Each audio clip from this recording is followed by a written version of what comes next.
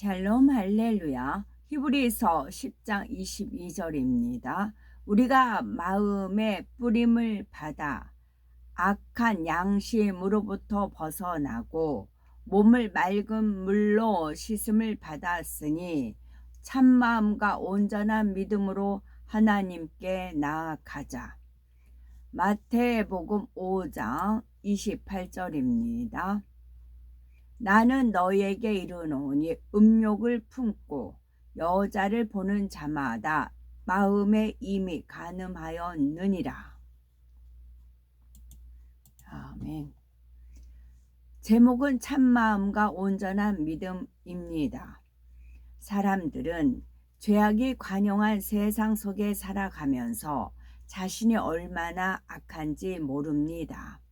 나는 죄짓지 않고 산다. 나름대로 선하게 산다는 사람도 있지만 하나님의 말씀으로 내 자신을 조명하면 양심의 악을 발견할 수가 있습니다.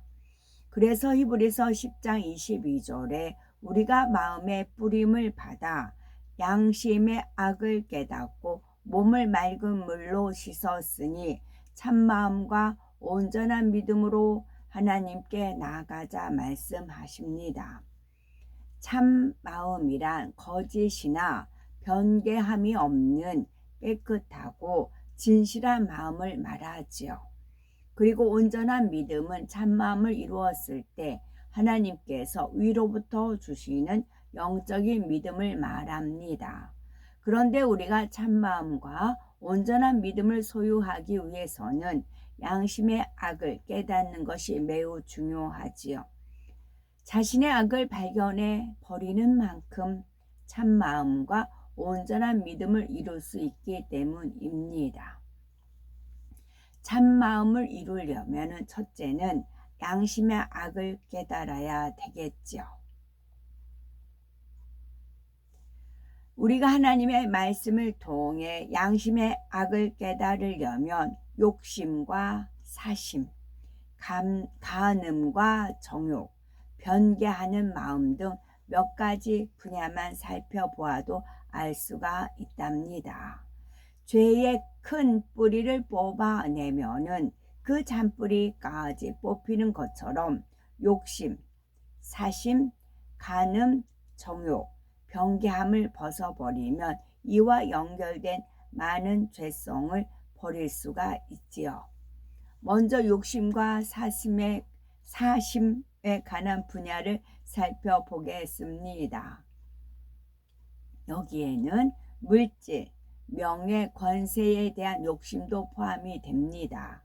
자존심, 자신이 높임받고 인정받으려는 마음, 자기를 고집하고 내 것과 내 가족을 더 중요시하는 사사로운 마음도 마찬가지죠. 욕심과 사심으로 인해 발생되는 악이 얼마나 많습니까? 욕심을 채우려다 남을 속이게 되고 원하는 대로 욕심을 채우지 못하면 시기, 질투, 미움, 살인, 분냄, 다툼이 일어납니다. 그래서 야고보서 1장 15절에 욕심이 잉태한 즉 죄를 낳고 죄가 장성한 즉 사망을 낳느니라 말씀하시죠. 혹여 나는 정당한 대가를 지불하지 않고 힘써 노력하지도 않고 취하려 하거나 하나님 나라보다 내 유익을 앞세우지는 않았는지 점검해 보아야 되겠죠. 다음으로 간음과 정욕에 관한 분야입니다. 간음은 하나님께서 너무 싫어하시는 죄입니다. 요즘은 광고, 화보 등을 통해서 민망할 정도로 몸을 드러낸 모습을 쉽게 볼 수가 있지요. TV, 인터넷 등 선정적인 것들을 부추기고 미성년자나 학생들에게 좋지 않은 영향을 많이 주죠.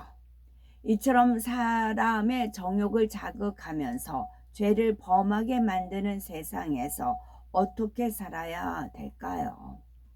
마태복음 5장 28절에 나는 너희에게 이르노니 여자를 보고 음욕을 품는 자마다 마음에 이미 간음하였느니라 했습니다.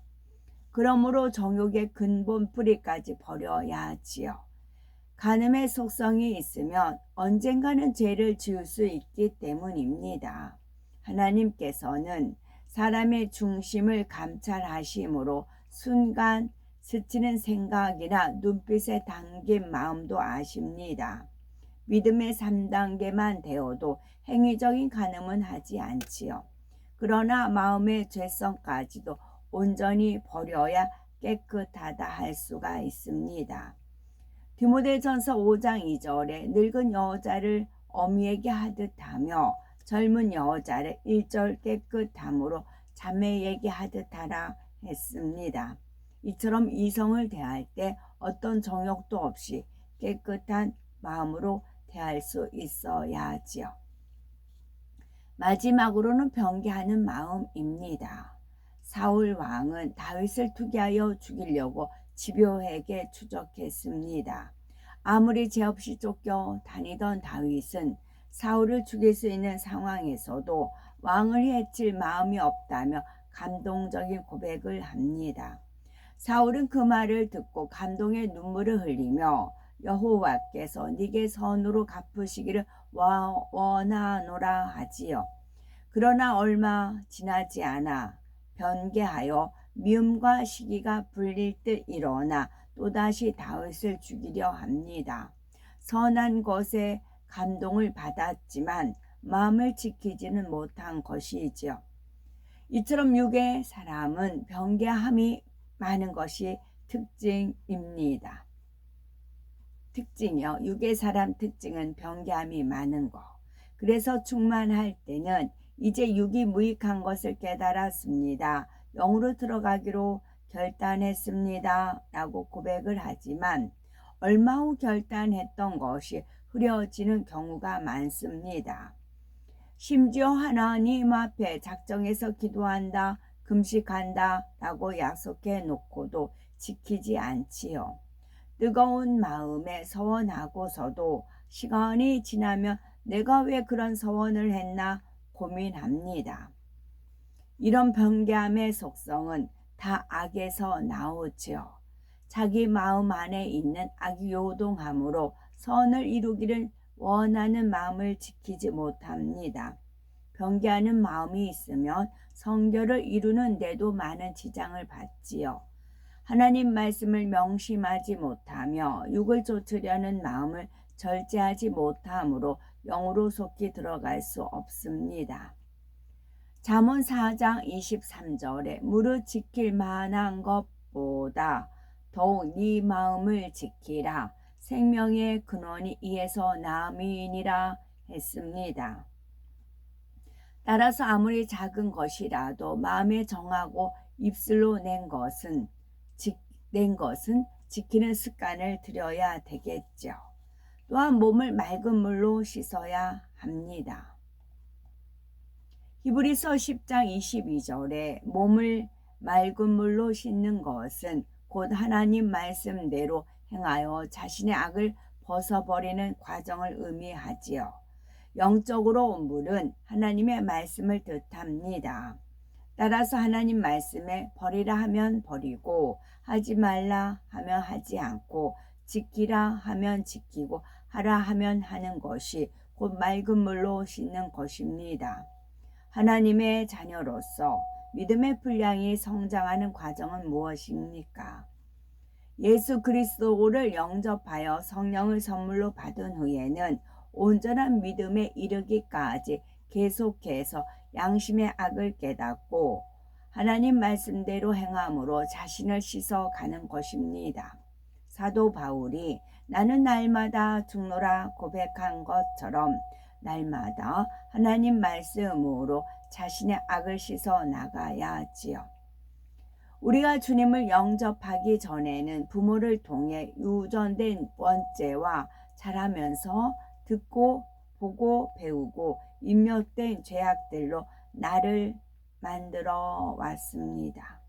그러나 하나님의 자녀된 권세를 얻은 후에는 성령으로 영을 낳으며 나는 날마다 죽고 내 안에 주님만 계시도록 진리로 가득 채워야 하지요. 그런데 하나님을 믿는다고 해서 모두가 몸을 맑은 물로 씻는 것은 아닙니다. 하나님의 말씀을 가르치면서 사람이 성결되는 것은 불가능한 일이다 라고 말하는 사람도 있지요. 믿음으로 의롭다 칭함을 받는 것이고 죄를 짓지 않기 위해서 노력할 뿐이지 죄의 속성 자체를 벗을 수는 없습니다. 하나님께서는 분명히 거룩하고 온전하라 말씀하셨지요. 그러니 우리는 잃어버린 하나님의 형상을 되찾기 위해 죄의 속성을 버려야 합니다. 육이 얼마나 헛된지를 중심에서 깨우쳐야 배설물처럼 버릴 수 있지요. 천국의 소망 가운데 부지런히 양심의 악을 깨닫고 몸을 맑은 물로 씻고 또 씻어서 깨끗하고 아름다운 참마음을 신속히 이루어야 되겠습니다.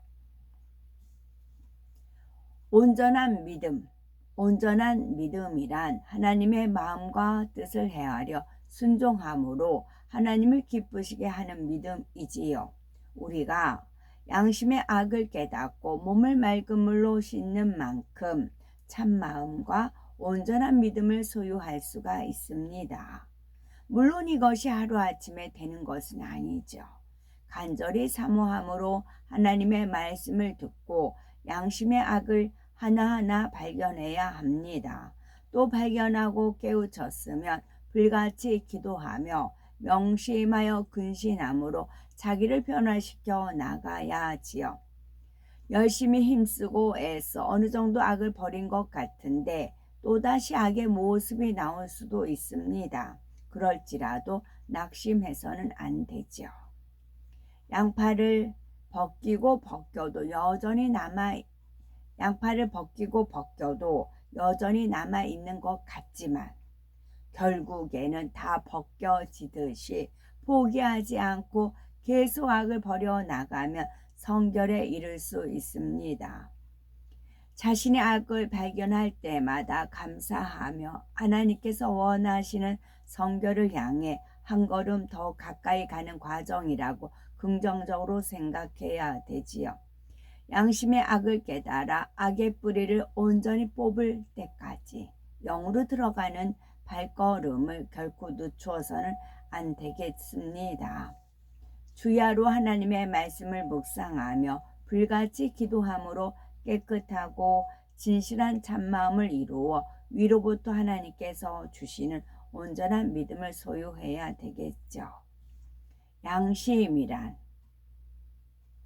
사람이 스스로 만들어 놓은 선과 악을 구분하는 판단 기준입니다. 이는 타고난 근본 마음과 각자의 성장 환경이나 배움 속에서 나름대로 이것이 옳다라고 기준을 만들어 놓은 것이기에 사람마다 다르며 대부분 진리와 비진리가 혼합되어 있습니다. 양심. 우리나라 예수 그리스도의 복음이 오기 전에 사람들도 본인의 양심에 따라 살아갔어요. 그리고 양심 심판이라는 것도 있습니다. 제가 이제 80살이 넘은 두 어르신하고 이제 어울려서 지방을 이제 다녀왔는데요. 두 어르신 중에 한 분이 저한테 막내야 이리 와 그렇게 하세요.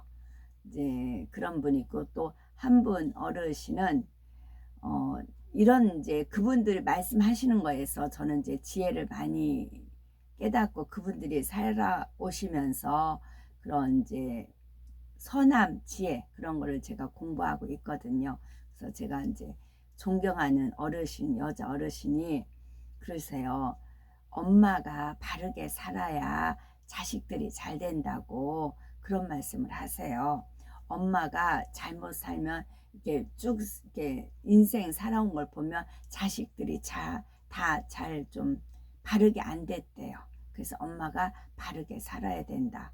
그런 말씀도 하시고 또 저희들이 이제 회비를 10,000원씩 내거든요. 그래서 그 10,000원 가지고 이제 밥을 사 먹습니다. 사 먹었는데요. 이제 그쪽은 음식이 이제 그 시장에 있는데 가서 이제 사 먹으니까 5,000원부터 10,000원까지 있어요. 근데 이제 뭘 먹을까 이제 고르는 겁니다. 그래서 저는 이제 제가 10,000원짜리를 10,000원 냈으니까 10,000원짜리를 선택을 했더니 그 이제 엄마가 바르게 살아야 자식이 이제 잘 된다라고 하시던 어르신이 아 너무 비싸 좀 싼 거 골라 그러시더라고요. 그래서 이제 5,000원짜리 우동을 이제 그분하고 이렇게 셋이서 이제 먹었습니다. 우리는 당연하다. 내가 10,000원 냈으니까 10,000원짜리 사 먹는 거 당연하다 생각을 했었잖아요. 근데 그분의 그 선한 양심에 비하면 저는 어떻게 욕심꾸러기인 거예요.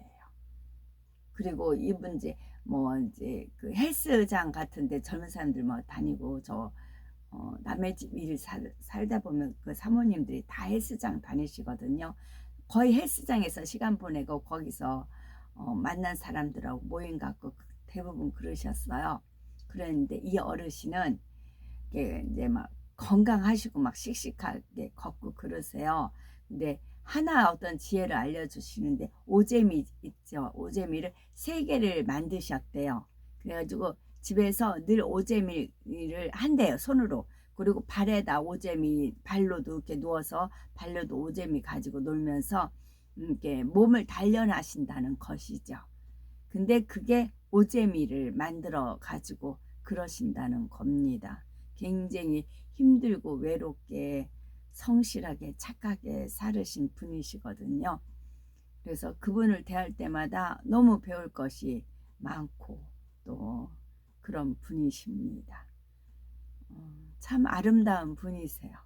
그 말 한마디, 말씀 한마디 한마디 남 배려하는 거 그런 거 굉장히 너무 선하시고 아름답고 정말 아름답다 그런 마음이 생기는 귀하신 분이십니다. 아멘.